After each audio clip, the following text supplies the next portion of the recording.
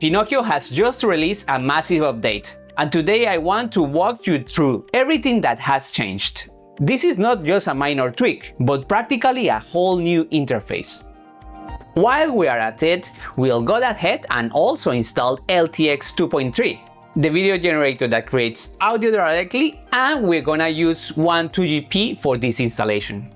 And we are going to do this because many of you had asked for this in many of my comments in my previous videos. Okay, without any further ado, let's get started.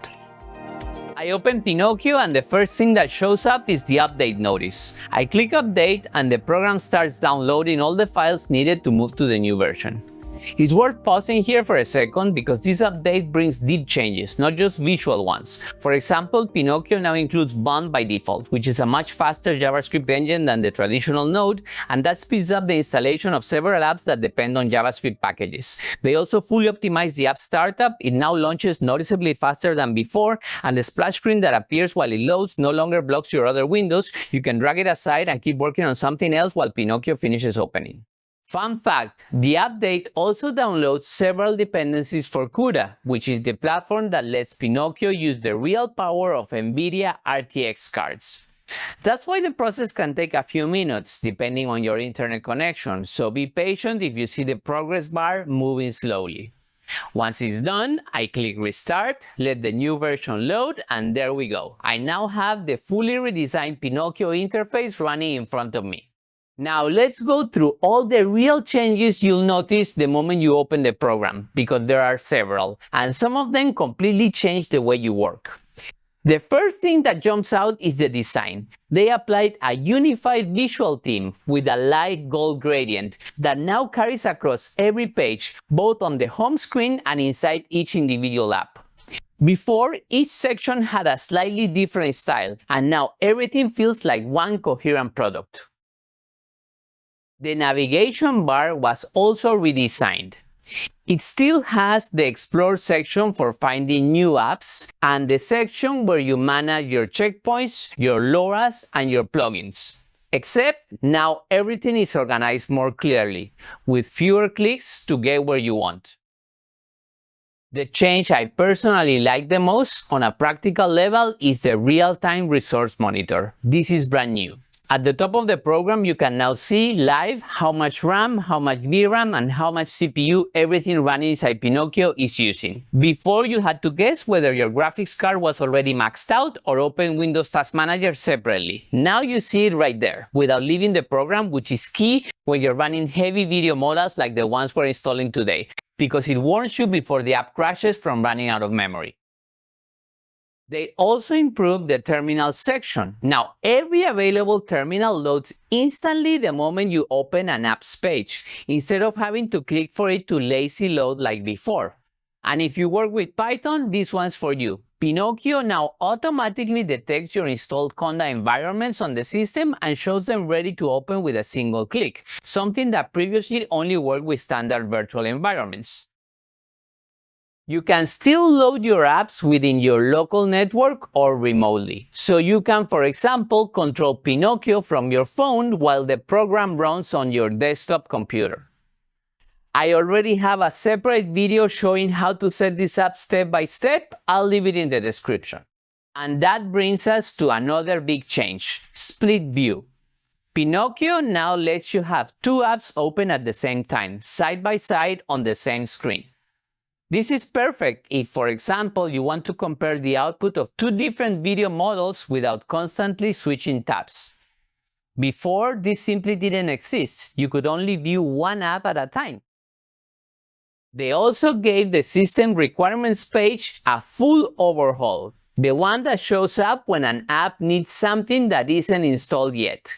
Before, it just told you packages were missing in a vague way. Now it tells you exactly what needs updating, and the install button stays visible at all times up top, without you having to scroll around looking for it.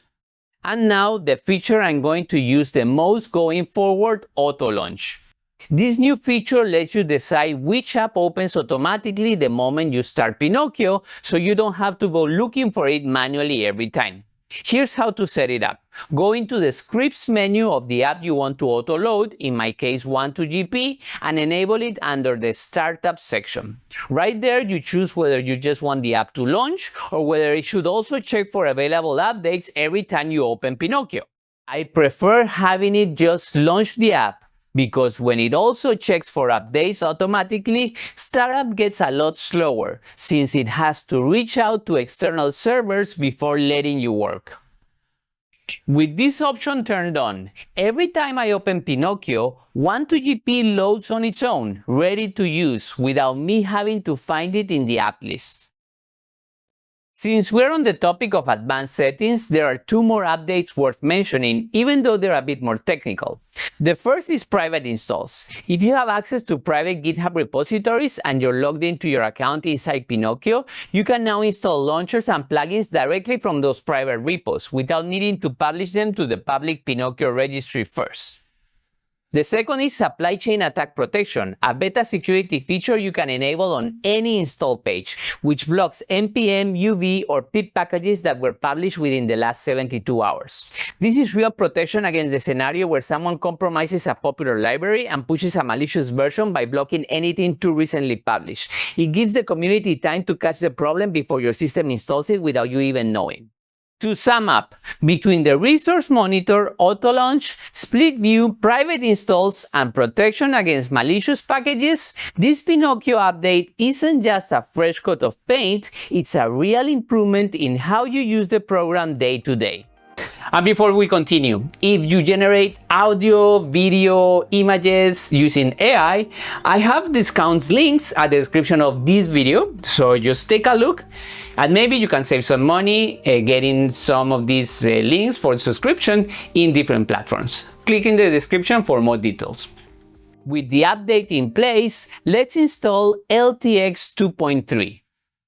This model generates video clips with audio built directly into the generation, up to 20 seconds long or more, and it also supports voice cloning, something very few open models offer today.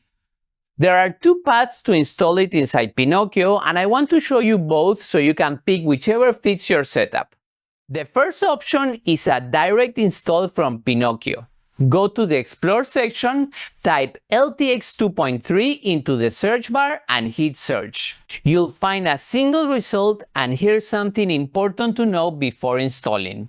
This direct version is only compatible with Windows and NVIDIA cards. If your machine meets both of those requirements, just click install and the process runs on its own. The second option, and honestly the one I recommend even if you're on Windows with an NVIDIA card, is installing it through Wan2GP. If you're on Mac, Linux, or an AMD card, this is straight up your only option because the direct install simply won't work for you.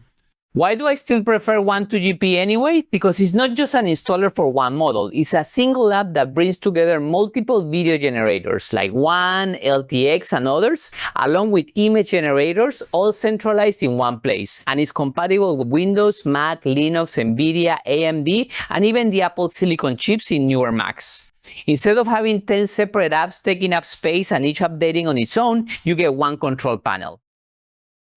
Here's how to install Wan2GP inside Pinokio. First, go into the Explorer and search for Wan2GP. Second, click Install in the top right corner. Third, the system will ask you for a name for this install. If you already have a previous version installed, rename it to avoid a conflict between the two installations. Fourth, confirm and let it download the full base app. A real advantage of working inside Pinokio is that all the dependencies, from Python to the required libraries, download and install themselves. You don't have to open a separate terminal or install anything manually the way you would if you clone the project straight from GitHub. Fifth, once the install finishes, click Start. And sixth, open Web UI from the link Pinokio generates for you automatically, and you're now inside the Wan2GP interface. Once you're inside Wan2GP, here's specifically how to get to the LTX 2.3 model.